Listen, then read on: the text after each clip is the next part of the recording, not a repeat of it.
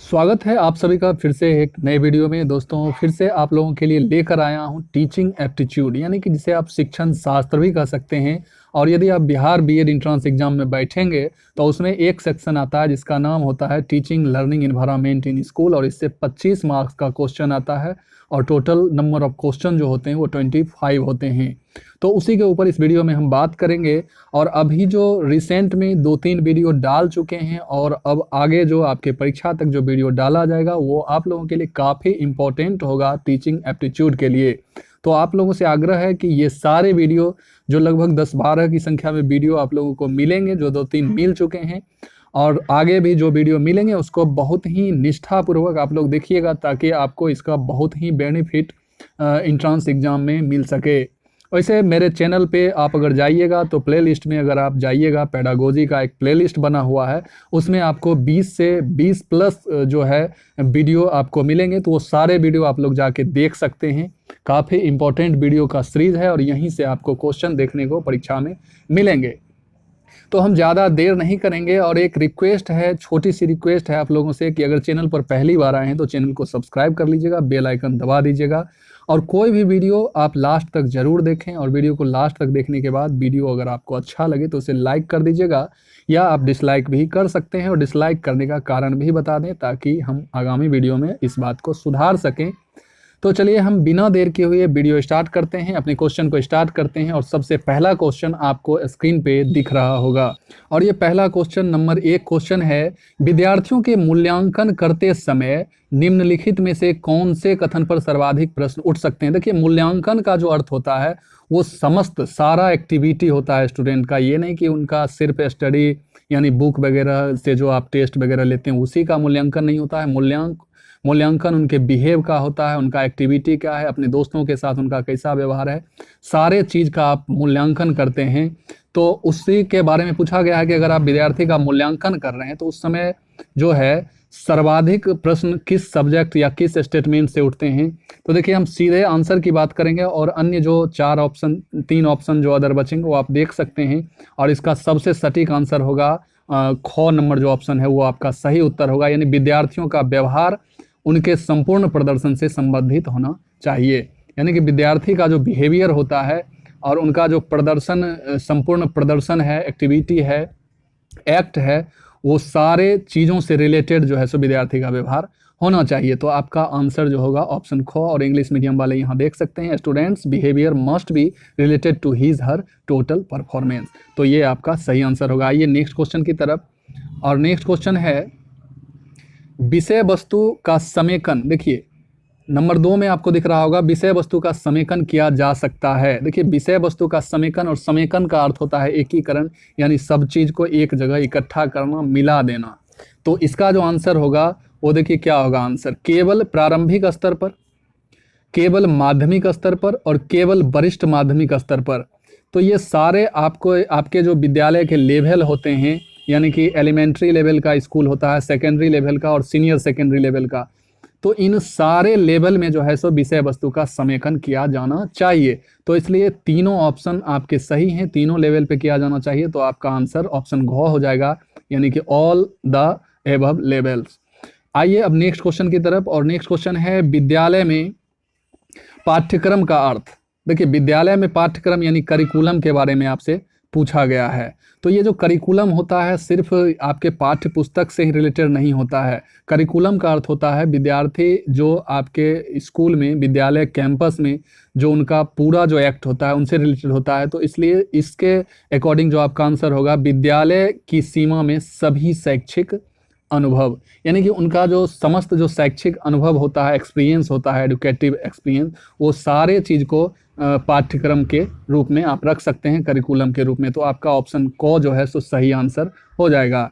Next question पे आते हैं और नेक्स्ट क्वेश्चन आपका है, अध्यापक को विद्यालय के बाहर बच्चों की गतिविधियों की चिंता क्यों रखनी चाहिए। ठीक है, अध्यापक को ऐसा नहीं है कि विद्यालय में बच्चे हैं तभी उनकी चिंता करनी चाहिए, विद्यालय के बाहर भी बच्चे की क्या एक्टिविटी है उसकी भी चिंता आपको रखनी होगी, और ये क्यों रखनी चाहिए उसके बारे में आपसे पूछा गया है। तो आप ये 3 ऑप्शन पढ़ सकते हैं, लेकिन हम चलेंगे डायरेक्ट सही आंसर पर, और सबसे सटीक आंसर जो है बच्चे विद्यालय के बाहर के अनुभवों द्वारा भी सीखते हैं। ऐसा नहीं कि विद्यालय में ही सिर्फ बच्चे सीखते हैं, विद्यालय के बाहर भी अगर वातावरण एटमॉस्फेयर बुरा है तो वो बुरे हो जाएंगे, आप कितना भी उनको सिखा पढ़ा देंगे लेकिन वो अच्छे नहीं बन पाएंगे। तो इसलिए विद्यालय के बाहर की एक्टिविटी की भी चिंता एक टीचर होने के नाते आपको करनी चाहिए। तो the children's also been learn through out of school experience, तो आपका ऑप्शन डी जो है सो सही आंसर हो जाएगा। आइए नेक्स्ट क्वेश्चन पे, और नेक्स्ट क्वेश्चन 5वां क्वेश्चन है, कक्षा में अनुशासन क्यों होना चाहिए। देखिए डिसिप्लिन क्यों आवश्यक है कक्षा में, इसके बारे में आपसे पूछा जा रहा है। तो इसका जो सबसे सटीक आंसर होगा उसी पे हम चलेंगे, और अदर 3 ऑप्शन आप पढ़ सकते हैं। इसका सबसे सटीक आंसर ऑप्शन क होगा, यानी कि बच्चे एक व्यवस्थित एवं यथाक्रम संसार के लाभ की अनुमति कर सकें। यानी कि बच्चे के बारे में कहा जा रहा है कि बच्चे अनुशासन के महत्व को समझ सकें। एक व्यवस्थित, यानी कि क्या हुआ, व्यवस्थित का मतलब ही अनुशासन हुआ, और यथाक्रम संसार के लाभ, यानी कि ये जो आप व्यवस्थित अनुशासन रहेंगे उसका लाभ क्या है इसको बच्चे समझ सकें, इसी के बारे में आपसे कहा जा रहा है। तो ऑप्शन को आपका आंसर होगा, यानी कि ऑप्शन ए। नेक्स्ट क्वेश्चन पे चलते हैं, और नेक्स्ट क्वेश्चन है, विद्यालय में शारीरिक दंड, देखिए शारीरिक दंड यानी मारपीट जो करते हैं आप बच्चों के साथ, प्रतिबंधित है। क्यों प्रतिबंधित है? तो देखिए इससे क्या होता है कि अगर बच्चे के साथ आप मारपीट करेंगे तो इससे अधिगम पर जो है सो नकारात्मक प्रभाव पड़ता है। ठीक है, वो बच्चे ठीक से नहीं सीख पाते हैं, वो बच्चे फ्रैंक नहीं हो पाएंगे आपके सामने, आप टीचर हैं और आपके सामने फ्रैंक नहीं होंगे, वो नहीं सीख पाएंगे, आपसे डरने लगेंगे। इसलिए बच्चे के साथ जो है शारीरिक दंड प्रतिबंधित है, यानी कि it has negative impact of learning, तो लर्निंग पर निगेटिव इम्पैक्ट पड़ता है। तो यही आपका ऑप्शन डी सही आंसर होगा। आइए नेक्स्ट क्वेश्चन पे, और नेक्स्ट क्वेश्चन है, अधिगम सुसाध्य बनाने का कौन सा सबसे प्रभावी माध्यम है। यानी कि अधिगम जो है, यानी कि लर्निंग जो है, उसको आप कैसे फैसिलिटेटिंग बना सकते हैं, यानी कि सुसाध्य बना सकते हैं, सुलभ बना सकते हैं, ईजी बना सकते हैं। ठीक है, तो कैसे बना पाइएगा, तो इसका देखिए, एक स्वस्वर एवं दृश्य चित्र, यानी कि उसमें साउंड भी हो और कुछ दिखता भी हो, तो ये दोनों के साथ जब आप अधिगम करवाएंगे तो बच्चे सुनेंगे भी और अपनी आंखों से देखेंगे भी, तो उनके लिए सुसाध्य हो जाएगा अधिगम। एक दृश्य चित्र अध्यापकों द्वारा व्याख्या के साथ, अब कोई चित्र लगा के और उसकी आप अगर व्याख्या करते हैं तो इससे भी अधिगम उनके लिए क्या होगा, आसान हो जाएगा। अध्यापक की टिप्पणी युक्त एक स्वर टेप, तो इससे भी उनका जो है सो अध्यापक की टिप्पणी युक्त, यानी कि कमेंट टाइप का जो एक स्वर टेप यानी कि साउंड के साथ अगर अध्यापक का रहे तो उससे भी उनका अधिगम जो है सो सुसाध्य यानी कि ईजी हो जाएगा। यानी कि ये तीनों ऑप्शन अधिगम को ईजी करने के लिए हैं, तो आपका आंसर उपयुक्त सभी समान रूप से प्रभावी है, यानी कि all the above are equally effective, यानी कि ऑप्शन डी आपका सही आंसर हो जाएगा। नेक्स्ट क्वेश्चन की तरफ चलते हैं, और नेक्स्ट क्वेश्चन है, एक विद्यार्थी ने सिद्धांत समक्ष लिया, एक विद्यार्थी ने सिद्धांत समक्ष लिया है, यह सुरक्षित रूप से तब माना जा सकता है जब, तो इसका देखिए, इसका जो सही आंसर होगा ऑप्शन ख होगा, उन समस्याओं के समाधान में इसका प्रयोग करें जिस पर यह लागू होता है। यानी कि हर एक जगह आप एक ही चीज़ जो है सो एक ही थियरी आप नहीं लगा सकते हैं। तो ये जो सिद्धांत समक्ष जो है, यह तभी जो है सो सुरक्षित रूप से माना जा सकता है जब वह जो है उन समस्याओं पर, जिन समस्या के लिए वह सिद्धांत है उस पर ही आप लागू करेंगे तो ज़्यादा इफेक्टिव रहेगा।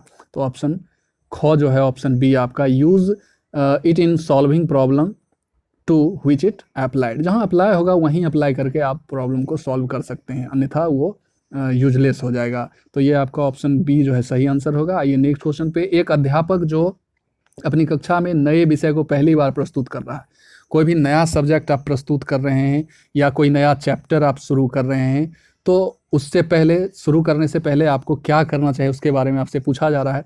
तो सबसे पहले और सबसे सटीक जो आंसर होगा, ये आपको विद्यार्थियों का पूर्व ज्ञान, यानी कि उस चैप्टर के बारे में, उस अध्याय के बारे में, उस जो विषय है उसके बारे में विद्यार्थियों का पूर्व ज्ञान क्या है, वो पहले से कुछ जानते हैं इसके बारे में कि नहीं, ये जानने की आपको कोशिश करनी होगी, यानी check the previous knowledge of student. ठीक है, ऑप्शन डी आपका सही आंसर होगा। आइए नेक्स्ट क्वेश्चन पे, और नेक्स्ट क्वेश्चन है, विद्यार्थियों के साथ अच्छे संबंध करने के लिए एक अध्यापक को, देखिए विद्यार्थियों के साथ आपका अच्छा संबंध कैसे बनेगा ये आपसे पूछा जा रहा है। तो इसका जो आंसर होगा वो होगा उनके साथ मित्रवत, यानी फ्रेंडली हो जाइए, और फ्रेंडली होने के नाते वो आपसे खुल के बात करेंगे और अपनी प्रॉब्लम को आपसे बताएंगे और उनका प्रॉब्लम आप दूर कर पाएंगे। तो सबसे जो सटीक आंसर, अच्छे संबंध तभी बन पाएंगे जब उनके साथ आप फ्रेंडली विद देम हो जाएंगे, यानी ऑप्शन ए जो है सो आपका सही आंसर होगा, अदर ऑप्शन आप पढ़ सकते हैं। तो यही था, इस वीडियो को आप अधिक से अधिक शेयर करें अपने दोस्तों के बीच। और भी वीडियो मैं इसका लगभग 100 से ऊपर क्वेश्चन ये 10 दिनों में करवाऊंगा, जो कि काफ़ी इंपॉर्टेंट होगा आप लोगों के लिए। तो इस वीडियो को ज़्यादा से ज़्यादा शेयर करें और चैनल को सब्सक्राइब अवश्य कर लीजिएगा, ताकि आगामी वीडियो भी आपको सबसे पहले मिलता रहे। धन्यवाद।